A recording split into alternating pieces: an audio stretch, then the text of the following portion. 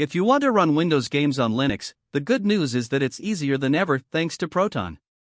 Linux native games will launch right after you install them, but many Windows-only titles need a compatibility layer. That's where Proton comes in. To enable Proton, open Steam, go into the settings, and look for the compatibility section. Turn on Steam Play for all titles and choose a Proton version, for example Proton Experimental. Keep in mind though, not every game runs with Proton Experimental. Some may need a different version of Proton.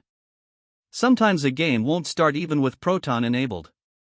In that case, you can try adding launch commands. To do this, go to your Steam library, click on the game, and then click on the gear icon on the right side of the game page. From the menu, select Properties. In the Properties window, you'll see a field for launch options. That's where you can enter the commands suggested by the community or from ProtonDB.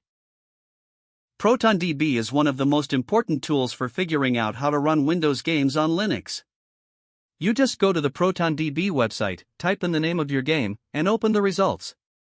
There you'll find reports from other users, which Proton versions they used, and any special launch commands that worked. Games are usually rated Platinum, Gold, Silver, Bronze, or Borked.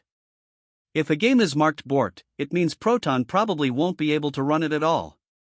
Now, sometimes you'll see people recommend Proton GE, which is a community-built version of Proton that often works better than the default versions. Proton GE doesn't come with Steam by default, but you can install it easily with a tool called Proton UpQT. If you don't have it yet, you can install Proton UpQT as a Flatpak. Once installed, just open it, pick the Proton GE version you want, and download it. After restarting Steam, you'll see the new Proton GE version in your compatibility options. The general rule of thumb is to start with Proton Experimental. If that doesn't work, move on to Proton GE or other Proton versions. Always check ProtonDB for tips and launch commands, and be ready to test a couple of different setups until you find one that works. With a little patience, most Windows games can run surprisingly well on Linux. Another smart step before installing a game is to check whether it still has an active player base. You can do this on the SteamDB website. Just search for the game, click on it, and look at the in-game number. A high number means lots of people are currently playing, while a low number usually signals that the game doesn't have much interest anymore.